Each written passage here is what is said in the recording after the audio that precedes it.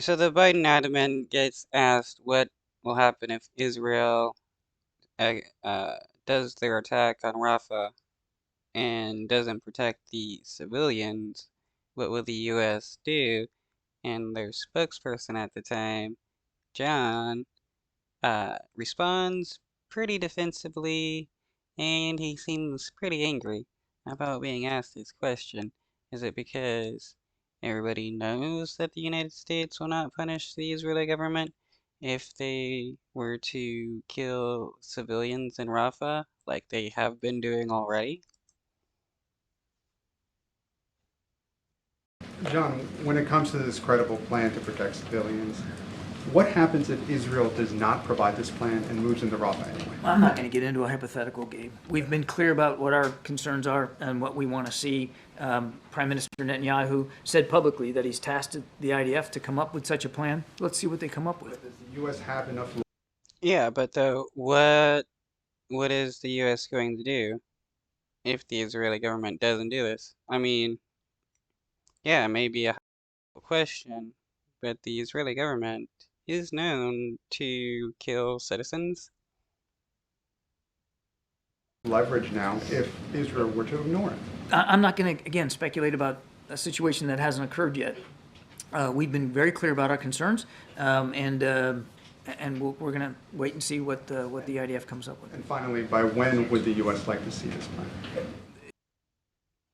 And why is it that the IDF is the one tasked to make a plan to protect the citizens, a military group known to kill Palestinian civilians and take pride in it?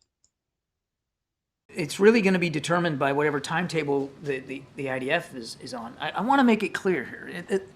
This is a sovereign nation. They plan their military operations and they conduct their military operations and they make the choices. There's not. It's not like we give them a homework assignment and they have to then turn in their plan to us for grading. We have said. But they are your allies. And isn't the United States against their allies killing civilians? The United States is against their enemies killing civilians. So why is it different when it is the Israeli government killing civilians? But that from our perspective, as a friend of Israel and as a supporter of their efforts to defend themselves, we would expect that any plan for going into Rafah would properly account for the now more than 1 million civilians that are seeking refuge down there. Hey, John, thanks. I just want to circle back to my colleague. Okay, what do you say? What's your answer to the fact that the Israeli government is already killing civilians in Rafah, and the Israeli government actually has no plan to protect civilians there? I think it was Nadia asked a few minutes ago about the civilian casualties, and you said Israel has been receptive to our concerns.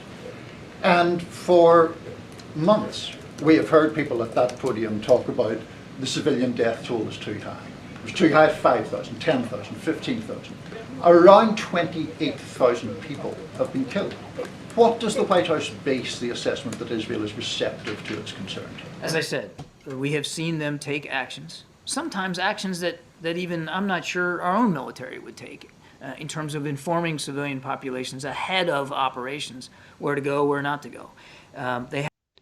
Why do people pretend that the Israeli government telling you that they're going to murder you is a good thing that the Israeli government does? Is like, and it doesn't make the Israeli government better just because they alert people that they're about to be bombed by the Israeli government.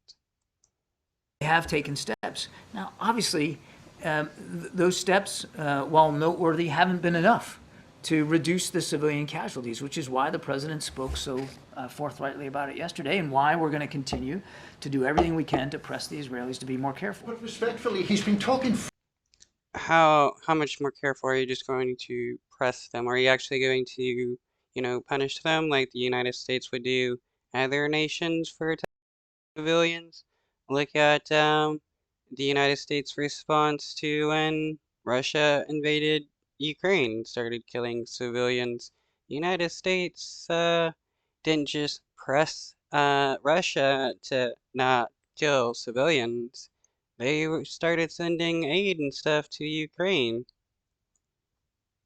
Forcefully about it for a long time, and the Israelis are now have hammered people into this tiny corner in southwest Gaza, tight up against the Egyptian border, where people think there's a looming catastrophe happening. Shouldn't there be more forceful action than just words? We are working very, very closely with our Israeli counterparts. We've made clear our concerns that we would not support a Rafah operation that did not properly account for the more than 1 million refugees that are down in Rafah. We've been very, very clear and consistent about that.